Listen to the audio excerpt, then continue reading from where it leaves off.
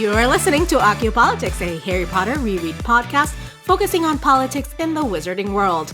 As always, I am Adri, your host and exceedingly pregnant recovering English major. Honestly, I feel like a bowling ball at this point. I'm being told that I'm only going to get bigger, so it's going to be great. Yeah, well, you'll get bigger until you eventually pop the baby out, and then you'll get smaller again. So just wait. And then I'll be a deflated, raisin-like balloon. Yeah. Okay, I can deal with that. It's the miracle of childbirth, Adri. That's how it works. Great. So who are you telling me about miracles? I'm Helene, your co-host, producer, and freshly covered in tears from watching the Return to Hogwarts reunion special that came out on HBO Max on New Year's Day. I have not really been able to shut up about it. I have put the ask out to our followers on Twitter, and everybody has seen it has also cried oceans just like I did. I have to say I cried within my close friends know this about me, but I cry about everything. I'm like just an everyday, all the time crier. I'll cry for any reason, happy, sad, angry, anything. So this is not like saying, oh, every single person who watches this is going to cry as much as I did. I'm an exception, but I cried probably within the first 2 minutes, and that is not an exaggeration. That I am being 100% not exaggerating about this. Yeah, first 2 minutes, and then you should set a timer. No, I was cried at.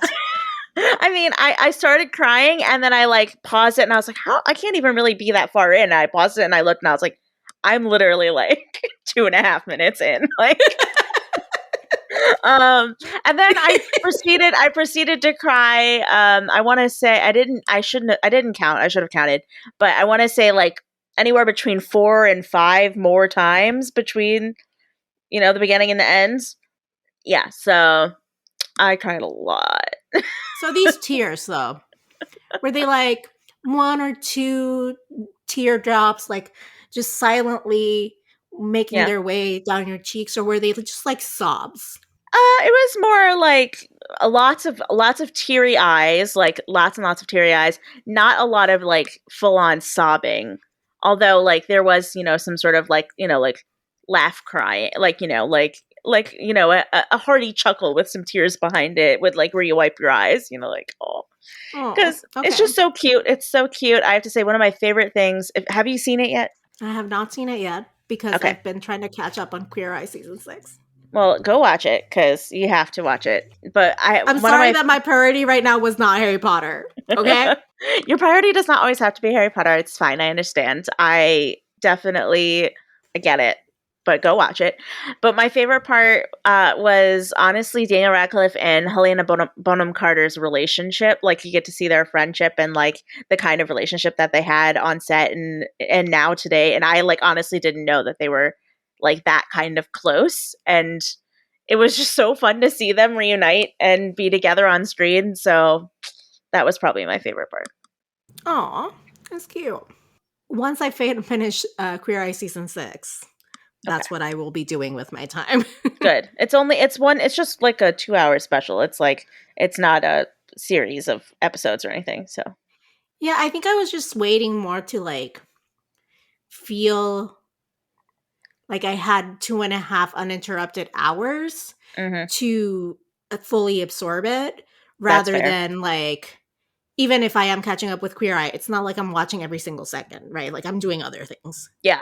So I want to sit down and give it the respect it deserves. No, that is fair. I agree with that. Do that. Let's get on to what we really need to talk about today, which is chapter 21, The Unknowable Room of Harry Potter and the Half-Blood Prince. Yes. This is the one where Hermione relentlessly badgers Harry about focusing on getting Slughorn's memory. Meanwhile, Harry realizes Draco has been visiting the Room of Requirement after getting his first progress report back from Creature and Dobby. Obsessed, and I mean obsessed, with finding out what Draco is up to, Harry spends literally every second of his free time trying to enter the room requirement to no avail, and that is the chapter. That was a great summary. I mean, I think shout out to Moaning Myrtle, maybe in the summary. Yeah, I mean, she does show up with a new crush. She's moved on from Harry.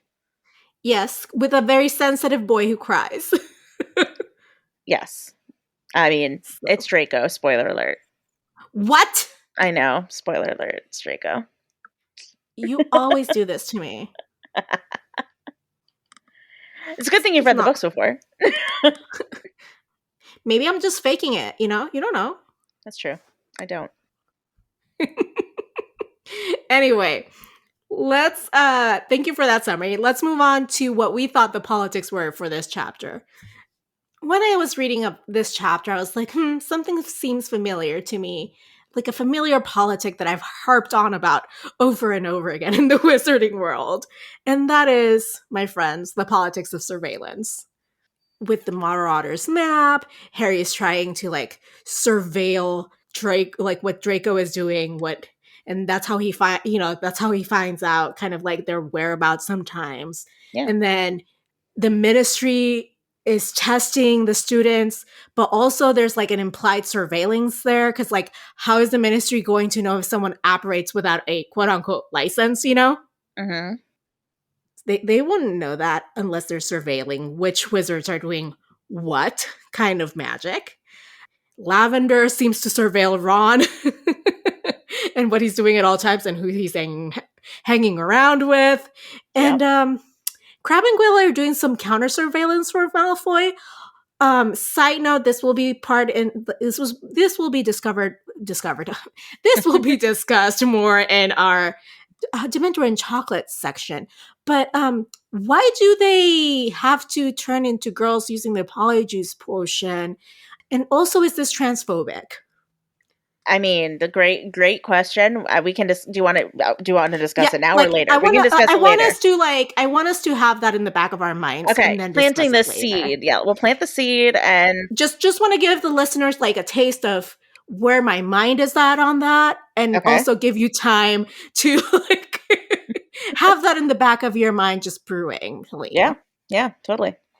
And then Moaning Myrtle, as you know, as I said, honorable mention in this chapter, is surveilling the boys' bathrooms through her like pipe, I don't know, tunnel system. Yeah, I would say she is doing that. Yeah, no, this was a good one. I think this is a good obvious theme that I also saw throughout the chapter, but I guess I couldn't put a word to it either. So you kind of helped me put a word to that. Yeah. Well, I'm glad that you also saw that. I'm just mostly I always think about surveillance in terms of like how the ministry is tracking what people do, right? Yeah. But then it's like, wait, but if they need a license, but how they like, it's not like you get pulled over by like a magical cop when you apparate. Show me your like license paperwork, right? So how would they know if someone is apparating without a license? And why do you need a license to apparate and pass a test, you know? So that kind of stuff. That's a good point. Because like the only reason where I feel like they would apprehend someone for apparating would be like if they were underage. Mm-hmm. And they have the trace, which is also another surveillance tactic. Yeah. So then like the question then becomes, why do people who are of age need to get a license to apparate? I guess or just pass to like a test. Yeah. No, I guess it's just to like ensure that everybody is doing it safely, because they don't want people out there splinching themselves all the time. No, like they and yes, but how would they know if someone was doing it without passing the test? Unless they were surveilling what kind of magic they do. I guess it probably wouldn't matter if they did pass the test if they don't hurt themselves or others. Like, but if you're showing up regular visits to St. Mungo's with splinching like issues, it's possible that they might check to see if you have an apparition license. You know, like, and I mean that's fair, but like other than that, I just think maybe there's like a way that they're tracking people who do and don't. It's different because like when you think, obviously like the Muggle equivalent is driving, right? Mm-hmm. And when you think about driving, like we have to make sure that people have licenses and are like properly tested and prepared to be on the road, because you could hurt other people when driving, not just yourself. And I think the main difference is that, like, can you hurt other people by operating, or is it really just like a situation where you would really only harm yourself if you did it Unless wrong? you took someone with you, I guess. Yeah, like it's just kind of like Dumbledore and Harry. Yeah, I feel like that's rare, or like not super normal all the time to do that. So maybe it's just different. It's weird because you usually side-along apparition, I feel like, is like It's like a not a higher normal. level. Yeah, it's not a normal form of transportation, I feel like. But I don't know. Yeah, there's a lot of like stuff around magic and who gets to do which kind of magic that I've always thought, like, wait, does that mean they're tracking every person, and like, do they have like a list of all the spells they've like recently done, Yeah. or is it just underage wizards? Well, they Household. can look at people's wands and like pull up all the last spells that they've done. I think that's something they can do. Yeah. So, just stuff like that where I'm like, wait, but how would they know? Why do you need to pass a test? Yeah, that's a good point. Yeah, so that's it. All right, let's get into yours. Mine is priorities. And then I have in my notes right next to Ron's voice, she's got to sort out her priority. Just always makes me think of that line from Sorcerer's Stone or Philosopher's Stone, wherever you happen to live. But yeah, so we see the characters prioritizing various different things in this chapter. So, for example, Harry, he is super hyper focused on prioritizing, finding out exactly what Draco is up to, and he puts that goal, he puts that above everything else in his entire. Like, he puts it above his homework, he puts it above Quidditch practice. Like, all he wants to do day and night is go to the room of requirement and figure out exactly how to get in to find out what Draco is up to.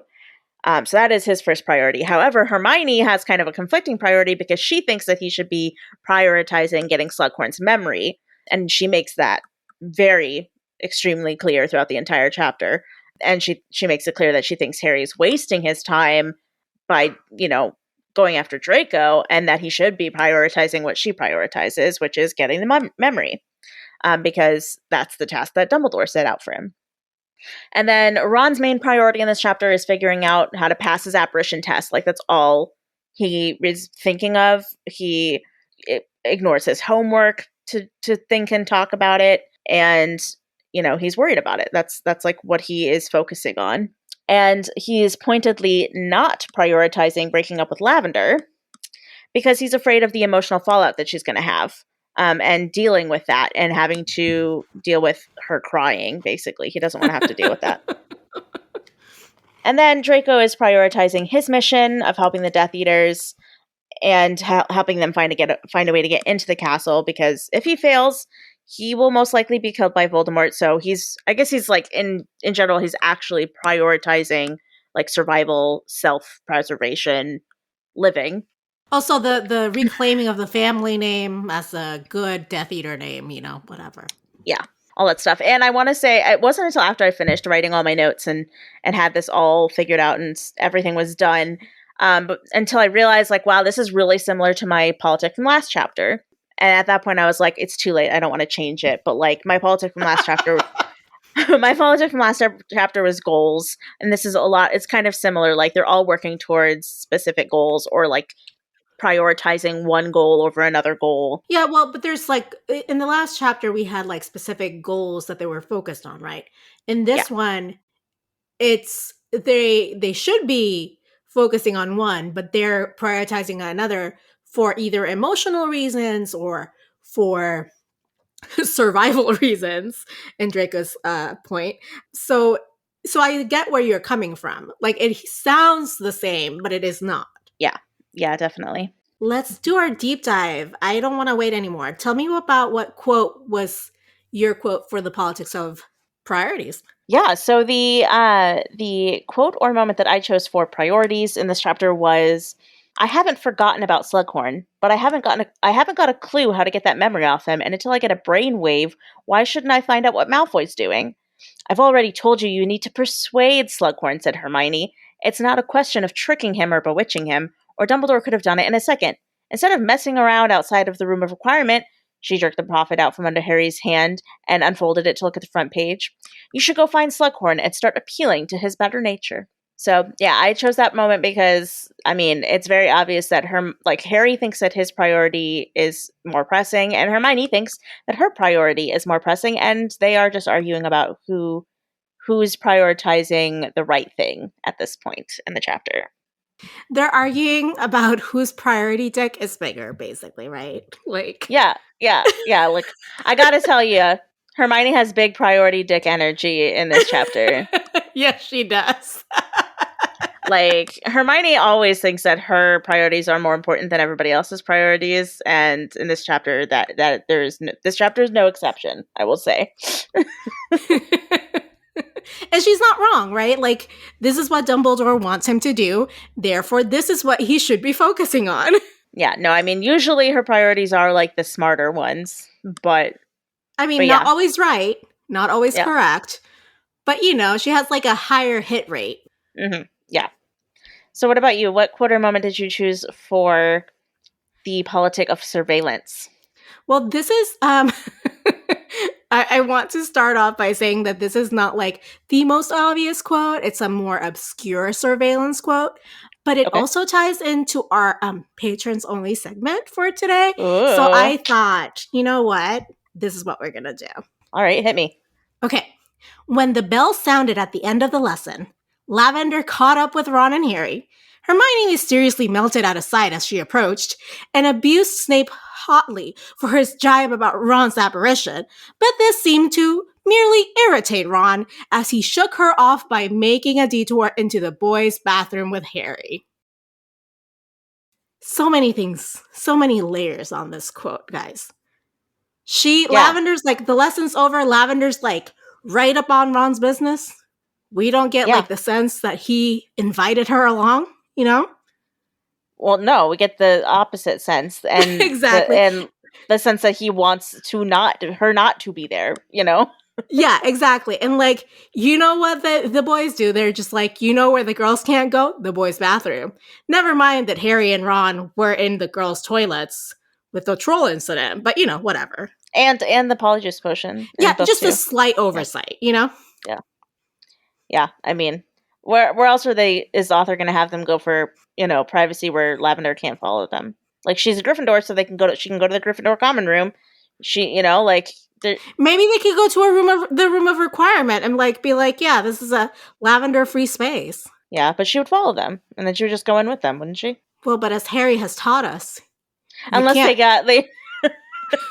should. I was thinking they should make a big sign that says no girls allowed, and just put it on the room of requirement. Yeah, just no girls allowed. Or just no Lavender allowed, honestly. Yeah. They probably want to hang out with Hermione. Yeah, they wouldn't care if Hermione was there, just Lavender. Yeah.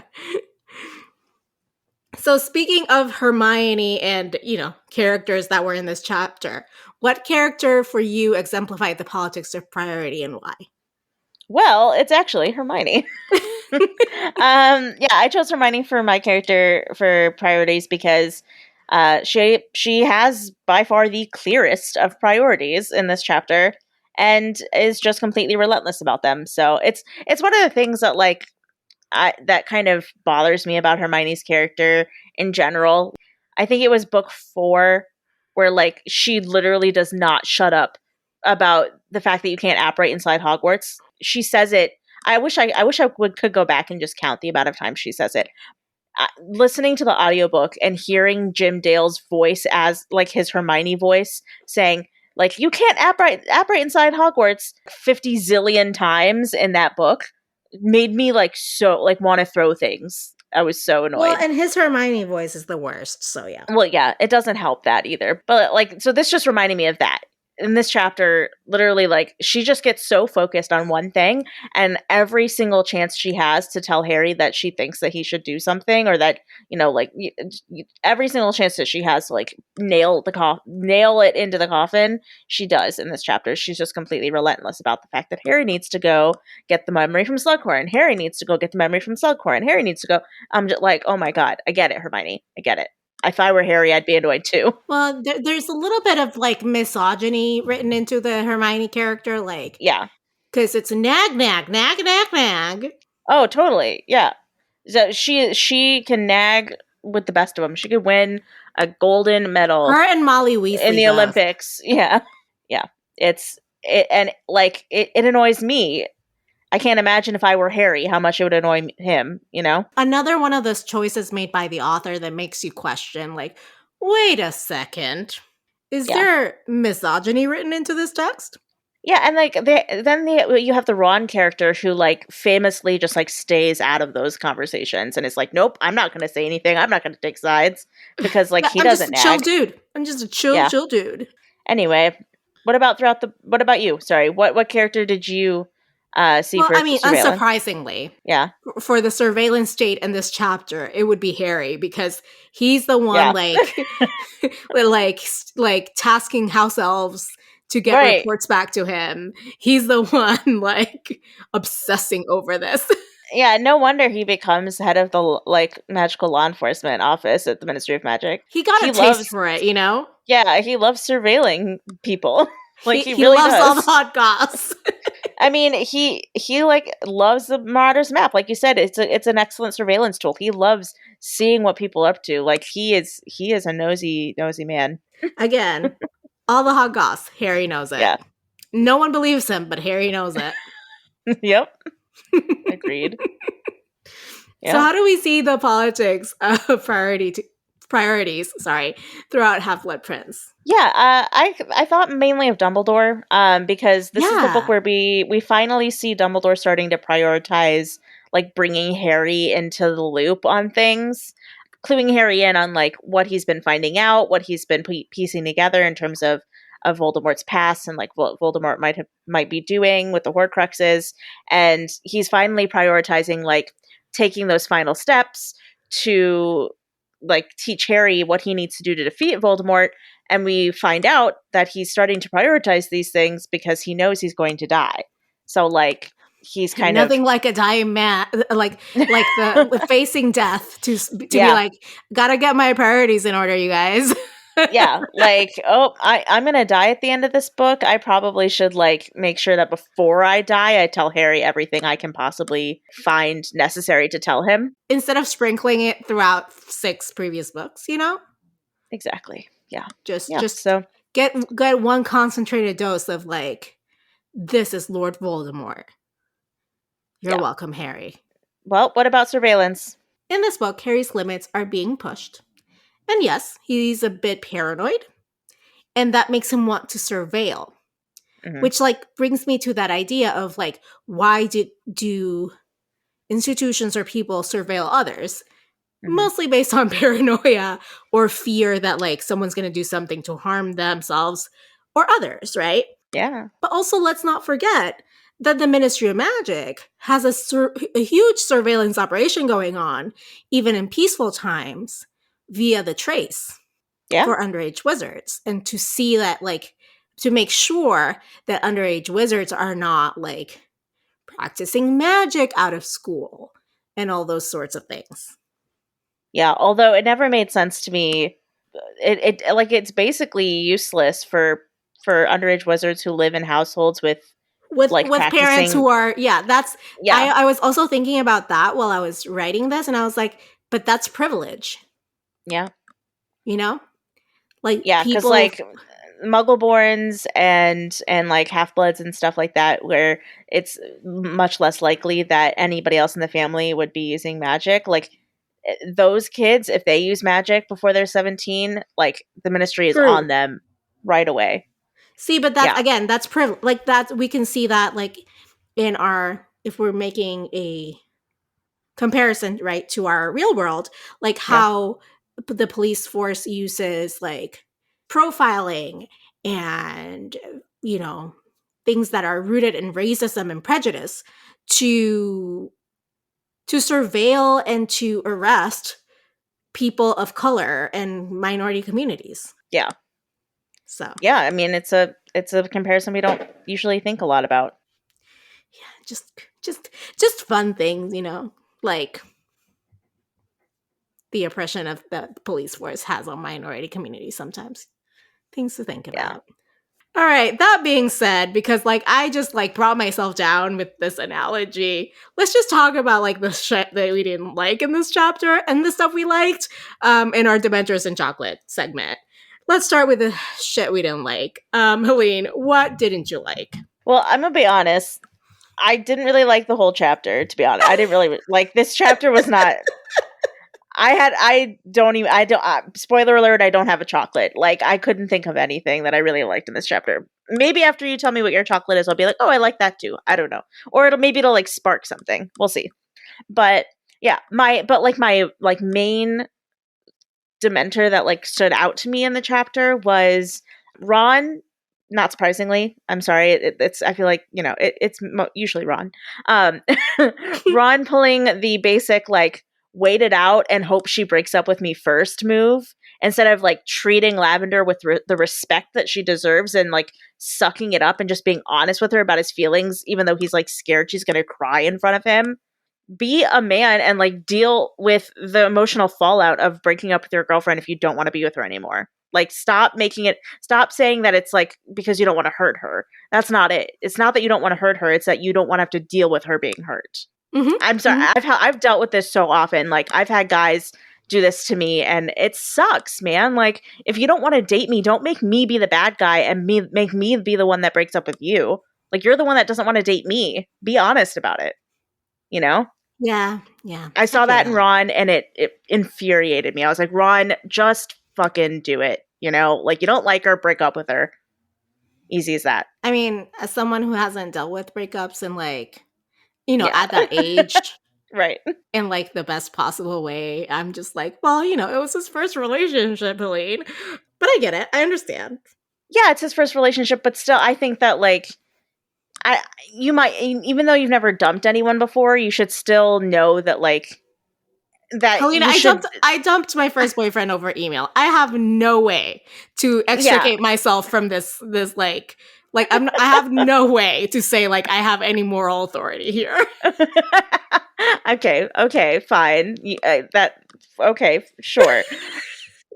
Well, I was at the beach. Like, I sent this email while I was at the beach. I just don't like, because it's obvious that like the guys that do this always say that like it's because they don't want to hurt that, like they say, they make it about, you know, oh, I'm trying to protect that other person. Yeah, I like the other person's going to be sad. I don't want to do it because I don't want to make the other person sad. It's like, just be honest with yourself and admit that you don't want to be the one that has to deal with the person being sad. You don't want to have to deal with the fallout of that person being sad. It's not that like they're going to be sad no matter what. Like, you're going to upset them whether you break up with them or you make them break up with you. Don't make them do the dirty work, you know? Again, it's I rude. Sent an email. I have like at least you didn't like stay in the relationship and just like treat them awfully until eventually they just broke up with you, so you didn't have to do the heavy lifting. I went like, you know, have you ever watched Sex and the City? He's like, he broke up with me on a Post-it note.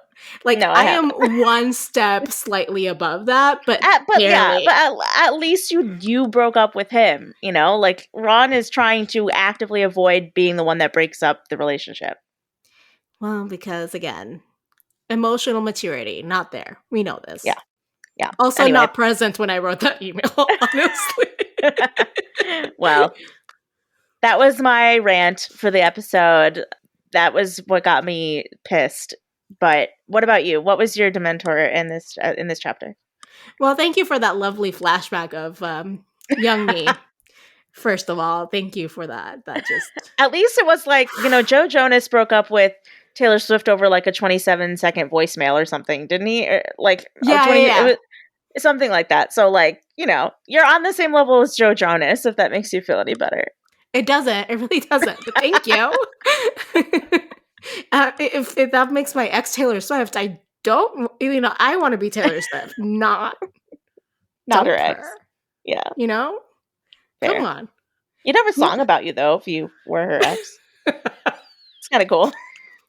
Okay, anyway, this is actually the only ex I still talk to, which is like, considering Huh. the way that I handled the breakup, like not coolly at all, because I didn't even talk to him about it. I just emailed him. It ended up being okay in the end. We're still friends. Or friendly, but like still Yes. dicey. Bad agery. Bad agery. Anyway, that's not what I didn't like in this chapter. There's just something about the way that the author chose to make Draco, right, like polyjuiced Crab and Goyle into little girls for nefarious intent. It just rubs me the wrong way, right? Like, it just seems transphobic. Okay, so the reason why to me it seems transphobic is like, see how men disguise themselves as women or girls to like invade like feminine spaces or seem less threatening when what they're doing is like super threatening or whatever, like this like TERF Yeah. language. Yeah. And then when I started thinking about like why this bothered me so much, and I was thinking like, are there any other instances other than the seven Harrys, right? But up to this point, are there other instances where where they use the polyjuice? They transform into same sex as the one they are quote unquote born with their genitalia. So when the trio does it, they don't like switch sex. Yeah. Because it's for apparently a good cause in the end, right? So it's just like feels like a seed of transphobia in this chapter to me. Yeah, I can definitely see where you're coming from. I kind of, when I first thought about it, I thought it like I definitely thought of like sexism before I thought of transphobia because, like I see it as they're turning into little girls because little girls are less intimidating. Like people wouldn't give them a second thought or a second look. Like, oh, it's just a little girl. Like she can't be doing anything bad. Yeah. And so like that was my first thought because it's just, and so that I mean that's sexism, that's misogyny, right? It's like, oh, little girls can't be are harmless. They can't be doing anything bad. So let's just turn into little girls because people will just like pass right over them. And but like yeah, when you dig a little bit deeper, especially like what you said about invading spaces like to do something more threatening than what they look like they're going to be doing because they are like it like looking non-threatening to do something threatening, like that I can see where like the transphobia that you mentioned. So it's just like, because it really rang back to like that argument that TERF people make, right? Like, which is Yeah. trans women are not women. They're just men pretending to be women in order to gain access to female spaces and do nefarious things. So because they're like deviants or whatnot. And so it's what are Crab and Goyle doing? Like something they shouldn't be doing. And they're hiding behind these little girls, right? Like they had to have like their hair or whatever. So like even the act of taking hairs from like younger students or something to like they're like invading in a way, like also that Yeah, and like the point you made about like the trio having never done it, part of me is thinks that like even though the narrator is third person, we're not literally like hearing things from Harry's perspective. Like we hear of it, course. but we do still see the story really from his eyes, like what he would see most of the time, and like experiencing what Harry would experience, even though it is that third person. And so, like, part of me sees that as like because as a way to avoid if the trio had changed into an opposite sex using the polyjuice potion, that would have forced the author to like do to have us as the reader experience that, which To reckon with it. she doesn't have to do that if it's Crabbe and Goyle, because like we don't have insight as the narrator and she into doesn't what have Crabbe and Goyle is thinking or feeling. and she doesn't have to do it with Crabbe and Goyle, because what she's doing is saying like, see, if you do it with the opposite sex, you're usually doing it like nefariously, or like they're doing it to cover up something. And it reduces it down to, oh, they chose this because like, they were easy targets to get, and to look non-threatening. But I don't honestly don't care what her like justification is to her mind. What it shows is the thought of men invading feminine spaces, or spaces they shouldn't be in, by quote unquote pretending to be girls, because that's what she believes trans women are. Yeah. So yeah, and I can't help but like it kind of I can't help but think that, especially in this book, if someone we had perspective into their thoughts and feelings, if one of those people used the polyjuice potion to change into like, the opposite sex, like say Harry turned into a girl in this episode in this book using polyjuice potion, or Ron or whoever, like I can't help but think that it would have that aspect of, I don't know if you've ever seen like Scooby-Doo, if the live action Scooby-Doo movies, but when like Fred turns into Daphne, like it's all like like I want to see what my boobies look like, like it would have that like, oh, I have private parts I didn't have before, I want to go look at them and touch them and like, explore those. I can't imagine that like it would not be anything like that. Like it would just be some like a really awkward situation to have the reader be confronted with something like that. And I mean, I'm not saying that Crabbe and Goyle did that because they're turning into young women, in which like 11-year-old girls, in which case I really fucking hope they didn't. Like it's just, and there's this like throwaway joke in the chapter that also felt transphobic to me, which is like, no wonder they're in a bad mood. He has them transforming into to girls all the time or whatever. And it's yeah. What? Yeah, it's icky. It just feels really icky, and like a seed that, once you know what you know about her, the author, you're like, oh, this, and like the way she talks about Rita Skeeter, and the, like just totally. All the things kind of keep adding up. Yeah. It was a choice. It was definitely a choice. And now, like, knowing what we do now, it's hard not to look back at that choice that she made all those years ago when she wrote this book and think, so this is where you were coming from. Like, yeah, like were your thoughts influenced by the beliefs that you are so vocal about now, back when you wrote this book? Yeah. Yeah. Totally. Well, let's talk about more uplifting things. I know you said you didn't like anything in this chapter, but I'll go with my chocolate. And it's this last quote in the chapter. And yet, said Hermione, coming out of her reverie, I doubt you find a woman who sulked for half an hour because Madame Rosmerta didn't laugh at their joke about the hag, the healer, and the Mimbless Mimbletonia.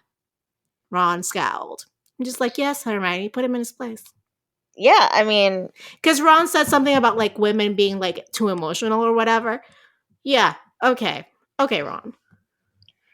Yeah, I mean, go Hermione for showing him that women are not the only ones that get emotional about that shit. So, like we all know, Ron has all the emotions. He just doesn't know how to harness them. He is the least emotionally intelligent person. Which is why you hate him so much. I as a very emotionally intelligent person myself, I get very frustrated with people who are just like so just ignorant dummies. About that. Yeah. Dumb dummies. But yeah, I mean that part was fine. I didn't really, like I said, I couldn't find anything in the chapter that really made me smile. So okay.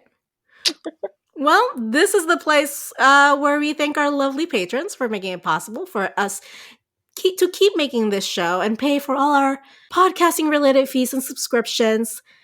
And if you, dear listener, want to get access to bonus content and help us out, you could also join this exclusive club by going over to patreon.com/occupolitics. Yes. For as low as $2 a month, you're going to get access to bonus content for every single episode. And then our $5 and $10 a month tiers get you physical rewards every 3 months. And I want to take this moment to give a special shout out to our newest patron, Marina. Thank you so much for pledging on our Patreon. We are so excited to have you there, and we can't wait to give you all the bonus content and rewards. So excited. If I had the air horn still on this platform. Oh my gosh. I forgot about the air horn. Oh my god, I can't believe I forgot about that. Well, if, listeners are curious as to what they could expect on an episode such as this, today we're going to be talking about a deep dive into Ron and Lavender's relationship. Is it a healthy relationship? Is it not? Last time we talked about what would happen in the series if Lavender had been gender flipped, And this is kind of a little bit of a continuation of that, but more about what are the dynamics of a healthy relationship, an unhealthy one, and what do we see in them? Yeah, I'm excited to dig a little deeper into this Helene crunchy Karp, relationship. psych major alert. Right, exactly. Well, every episode we asked our listeners a new question. Last week we asked our listeners, why do you think Voldemort wanted the Defense Against the Dark Arts position at Hogwarts? And y'all delivered. Yes, so I'm going to read some of our responses that we got on social media to this question from our listeners. The first one is from listener Jeff, who is at DreamQuaffle on Twitter. And Jeff said, he definitely wanted to recruit like Dumbledore said. Specifically, he would have said what a defense teacher would say, but he would make the dark arts look cool, like something that could easily be learned and turned to one's advantage. That's how he would turn the students. Ooh, I like that. Just like make it sound cool. Yeah. Kind of like do you think it'd be more of like a Barty Crouch situation, Barty Crouch Jr.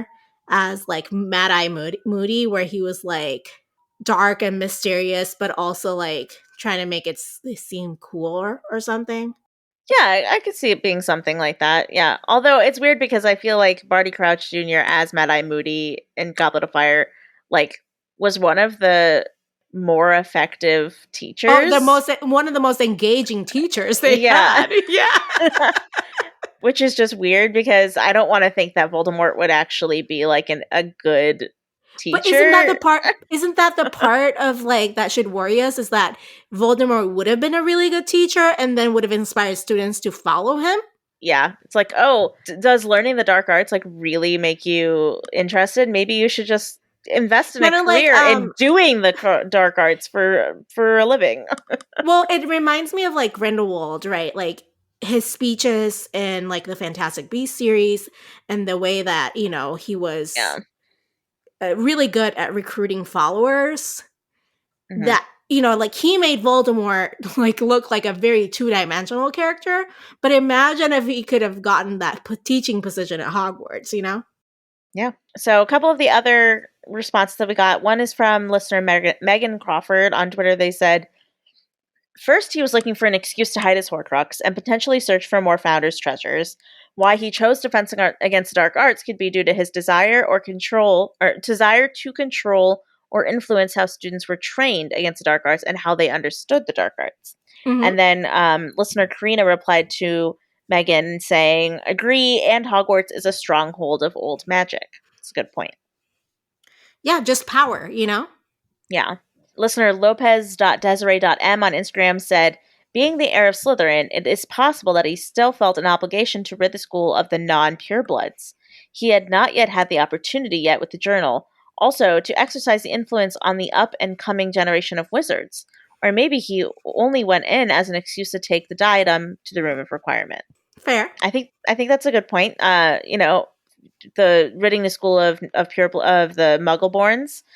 Definitely. I mean, he tried to do that with his journal, his diary, and Chamber of Secrets. So if he were a teacher there, I feel like he'd, have a much more active role in that. If he were a teacher there, he'd open it again. Yes. Yeah, exactly. And then Bree723 on Instagram said to influence the next generation of wizards in his favor. Pretty straightforward. Jeff responded on both Twitter and Instagram, and on Instagram he wrote, "It ain't for the healthcare package, that's for sure," which made me giggle. I love this. It's like such a thoughtful response on Twitter, and then on Instagram it's like, also, I have this great joke. Please. Right. And then Rock Climbing Girl 23 said he wanted to gain trust in students to ultimately get them on his side, creating some form of what Grindelwald did with the tagline "for the greater good." Just make the Ministry of Magic great again, Yeah, I mean, it's interesting to think because, like, we see Grindelwald as, like, this really, like, we see him as a lot more dangerous than Voldemort because he's trying to lead with, like, influence and like, rather and than charm fear. and compelling, and he's compelling. Yeah. And so, like, if Voldemort had gotten the teaching job, would he have been as, like, dangerous and scary as Grindelwald? Because he would be trying to do the same thing, wouldn't he? With the students. Instead of scaring them into following him, he would have been influencing them with charm and like finesse to get them to be Death Eaters. Yeah. So that's an interesting thought. And then finally from Kitty K on Twitter, they said, to groom generations of moldable minds to be accepting of dark wizards and dark power, so when he inevitably made his power move, he would be met with little resistance. That is so insightful. One of the things that I've been thinking about a lot in terms of like, how did we get here in America to thinking like that the big lie, like a big number of Americans think like the election was stolen and like all this stuff, and like how our democracy is just crumbling, just no big deal in front of our very eyes. And a lot of it has to do with our education system, right? Like, what do we learn in school? How are we being taught our history? How are we taught to think about things? Are we encouraged to do critical thinking, or it's more of like a no, you have to accept what the mass says? And then there's like misinformation and like all these other things that, because of our failing education system, like you can't tell the difference between a good source and a bad source, so like being more accepting of dark power, being more accepting of dark wizards, and then be like, oh yeah, this is totally normal, like racism, totally normal, this is what we do. Yeah, I mean, getting in on the ground floor, influencing people before they really have their critical thinking skills like solidified. This is, I mean, it's kind of a great argument for why critical race theory is so important. Yeah. Or, just, or how I call it, let's teach the history the way it fucking was, not like whitewash it. Yeah. Now, this week, our question is, why do you think wizards need to have a license in order to apparate? Yeah, we talked about that earlier in the episode. It was like, it's not like driving where you could like apparate into someone on the road and kill them. Like, so like why could exactly? You apparate on top of someone though? Like maybe what if, could you apparate, like, this is kind of like graphic, but could you apparate like into someone on accident? Wow. Well, we're getting there, folks. I mean, the thoughts I have. Yeah, so like underground? Could you apparate underground? Yeah, you could get like you could apparate into probably some very sticky situations. But yeah, like why do they feel like they need to regulate apparition? Especially because like I don't know if it's like super possible to hurt other people doing it. So yeah, we want to hear your thoughts. Why do you think that they regulate that by making people get licenses? Also, like maybe throw in why, like what you think happens if they abuse their license or lose their license or don't have a license, or they do it without a license. Like what could possibly the consequences be for something like that, or how do they regulate that? So let us know. Inquiring minds. Now, to finish off our episode, as always, let's talk about the non-Harry Potter things we've been consuming lately. I started a show that I had been wanting to watch for a really long time, but it wasn't on any streaming platforms. For the longest time, I couldn't find it on any streaming platforms, and now it's on Hulu. I don't know when it got added, but I was very excited to start watching it. It's a show called Castle with Nathan Fillion. With Nathan Fillion, yes, Nathan Fillion. I love him. He's from shows like Firefly, and he is in season 7 of Buffy. And there's lots of Joss Whedon-ish things that I love him in. He's in Dr. Horrible's sing-along blog, which if you have not seen that, I highly recommend. He plays Captain Hammer, and so in Castle, he is a murder mystery writer who takes inspiration from a lady cop a homicide cop. Named Detective Beckett, who investigates murders, and he follows her around for research for his next novel series, which he is basing off of her, the Nikki Heat series. And he consults on their cases, and he has like a unique insight into the killer's minds because he writes true crime, like mystery novels, murder mystery novels. And it's really good. It's really funny. Nathan Fillion is a delight. And I love it. So highly recommend. Also, it's funny because I literally recognize like every single guest star, like every time, because like in a murder mystery procedural like cop show, every episode you get like there's a murderer and there's a bad guy and there's a person who gets killed and all that stuff. And so like every single time I recognize the guest star, they usually end up being the murderer, and it's just very. You know where that happens? Where that happens too? Yeah. Law and Order. Yeah. Like if the star is really big at the time that this was being filmed, they are most likely the murderer. Yeah, it's or funny the rapist like, or whatever. It's really funny because the Castle, the show, is not. Joss Whedon has absolutely nothing to do with Castle. He's like, I looked it up. He's not a writer. He's not a producer. He has. I don't think he touched the show, but just the fact that Nathan Fillion is in it, like, there are so many Buffy like crossover like guest stars. So many Buffy guest stars, and then also Veronica Mars guest stars. Like, I watched an episode, literally earlier tonight. Where both the guy who played Leo, who Max Greenfield, he's also in a million other things, but he plays Leo in Veronica Mars, and the girl who plays Schmidt on New Girl. Yes. Yeah, exactly. Yeah, exactly. And the girl who plays Parker in season 3 of Veronica Mars, like they were both in the same episode. I was like, this is too much. I love it. I love it. My favorite part about Castle is when, like, his mom. I love her to pieces. Like, I just love her. Yeah. His daughter, obviously, love. Oh my god, his daughter! I think his daughter is my favorite character in the show. Yeah. Yeah. And this will not change, is what I'm telling you. But one of the quirks of this show that I love is his like bulletproof vest that says writer. Yeah. Yes. Instead of police. Yes, and they did, like, Nathan Fillion loves to, like, bring in jokes about Firefly into, like, everything that he does, and there is an episode, I think it's in season 1, where it's, like, Halloween, and he dresses up as his character from Firefly. He's dressed up as Mal, and his daughter is like, what are you supposed to be? And he's like, I'm a space cowboy, and she's like, that's so stupid. And it's like, oh, it was so perfect. If you're a Firefly fan, Firefly fan... If you're a Firefly fan, you will enjoy that a lot.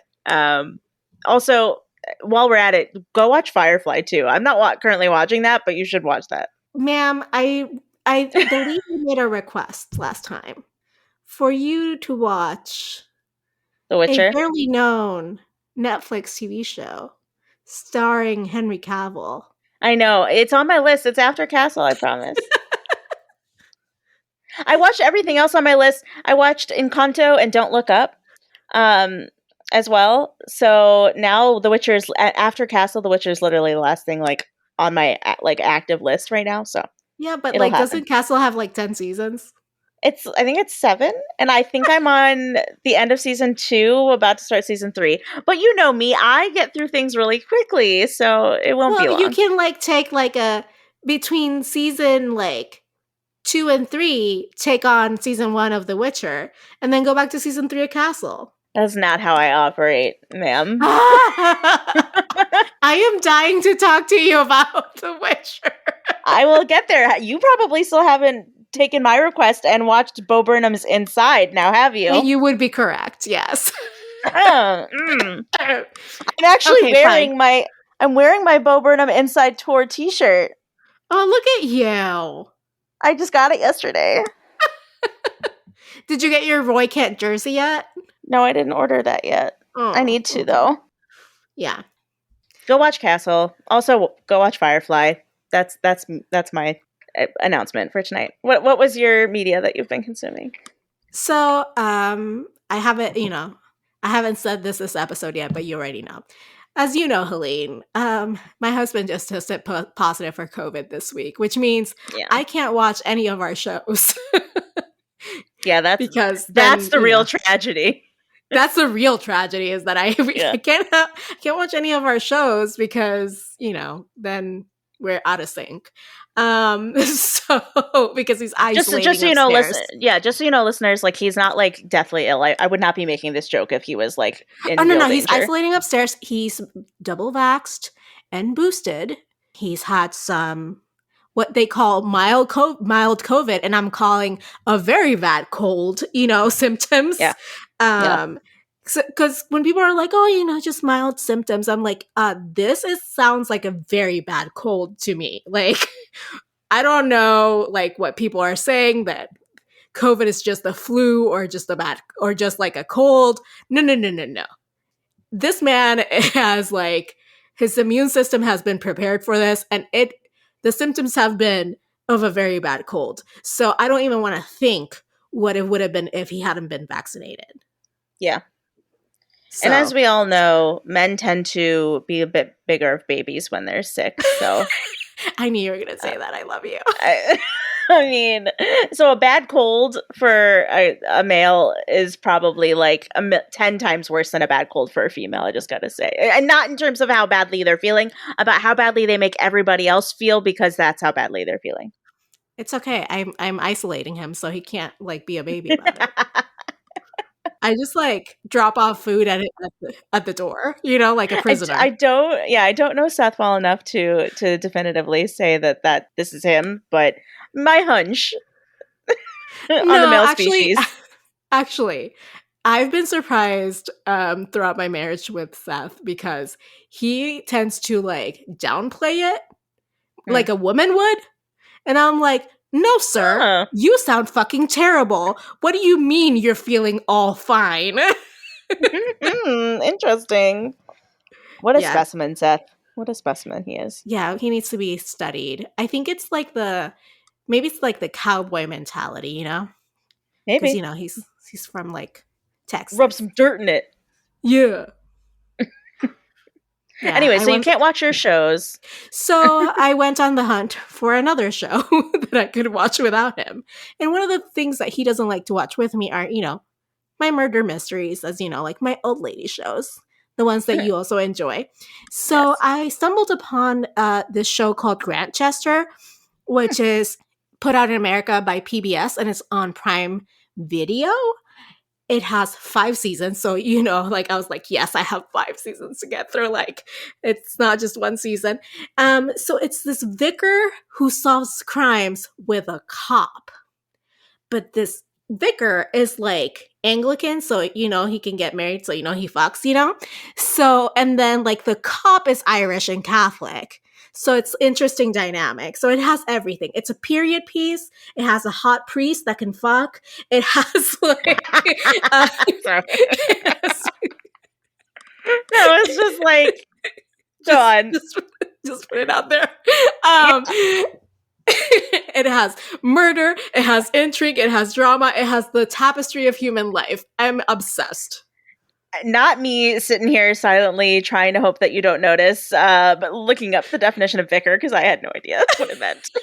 The only context I have for the word vicar is from this one very specific episode of Friends when Joey finds Rachel's sex book, her like romance novel, because it's about a vicar who I believe fuck as well, because I don't remember the whole contents of the context of the episode, but I do remember he finds her like romance novel with the sex in it, and it has something to do with the vicar, and that was the only context I had for that word, so I didn't remember what it was.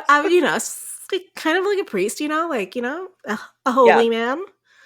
But it's funny because like yours is, someone from a different profession working with the police to solve murders. Yeah, so kind of like Castle.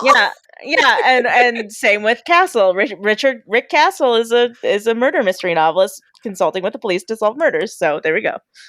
It all comes full circle. I was telling now that I have my husband isolating in this. We have a 2-story townhouse, and he's in the top floor, and I'm on the bottom floor. So we call each other during the day to chat, as we would, if he was on the couch with me. And I was like, so I'm into this new show. It has everything.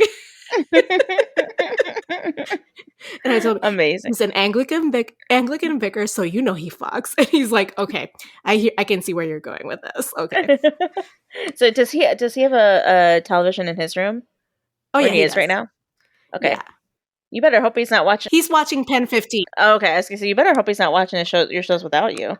No. He's watching Pen 15, which I know is a very good show, but because I already lived through that teenage capsule of life that they're going through in that show, it gives me PTSD for some reason, so I just don't touch it. That's fair. I haven't watched it either, but I don't have any specific reason for not watching it. I just haven't watched it. It's a lot of cringy shit of the time that I was literally that age, because they're about my age. So it's no, I can't do it. I can't. It's just my teenage years were so terrible that I don't want to reminisce. That's fair. That is fair. Yet you still love Sex Education, which I feel like is kind of a little in the same vein. No, but it doesn't have the nostalgia attached to it. Okay, good. Okay. All right. So Pen 15 is very specific nostalgia items attached to it. Whatever was going around in the time, pop culture wise. And that's what transports me back to that time. It's not shows about, I watch shows about teenagers all the time. So that's all it. Right. That's it for today's episode, guys. Sorry for the long recommendations. Yeah, we go off on tangents. Our listeners hopefully are used to this at this point. Don't worry. If you're a patron, then the conversation will eventually circle back to Harry Potter. So if you want to hear more Harry Potter, over yet, guys. Yeah, if you want to hear more about Harry Potter specifically, become a patron and listen to our Patreon only segment that we're going to get into right after this. But before we get there, if you're not a patron, this is where the road ends for you, my friends. Next time that you listen to our feed, you'll be hearing about chapter 22 of Harry Potter and the Half-Blood Prince, which is titled After the Burial. Yes, and if you have enjoyed this conversation, as off the rails as it might have been, we do ask you kindly to take a very short second to give us a 5-star rating on Apple Podcasts or Spotify. Now, newly, as I mentioned on the last episode, allows you to rate. We have finally reached that threshold. We're up to 11 ratings on Spotify, all 5 stars. Woo-hoo! Thank you guys. We love you. So now that we've reached 10, which is the limit, it does show the average rating to all listeners, all Spotify users. So now that we have 11, it's showing us as a 5-star rated podcast on that platform. So thank you guys so much for rating.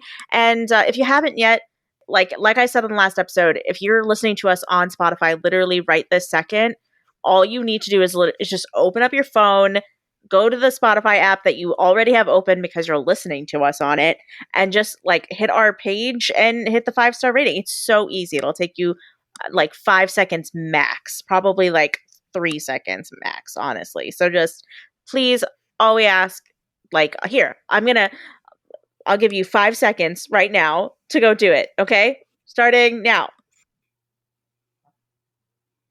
I don't know. Was that 5 seconds? Who knows? You could have probably rated our podcast. Because I was counting in my head.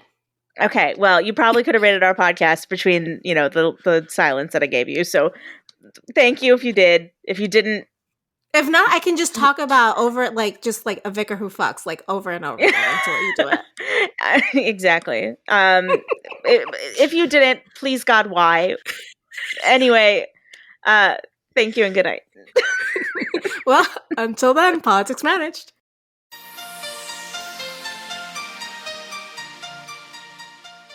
Support this show by going to patreon.com/Akiopolitics. Our patrons keep this show going. You can find us online at akiopolitics.com, and we are at Akiopolitics on Twitter, Facebook, and Instagram. You can email us your thoughts at info@akiopolitics.com. Leave us a voicemail at 915-996-1699, and you might just hear yourself on the podcast. Adriana Wilson is the founder and creative director of the podcast. Helene Karp is the producer and social media manager.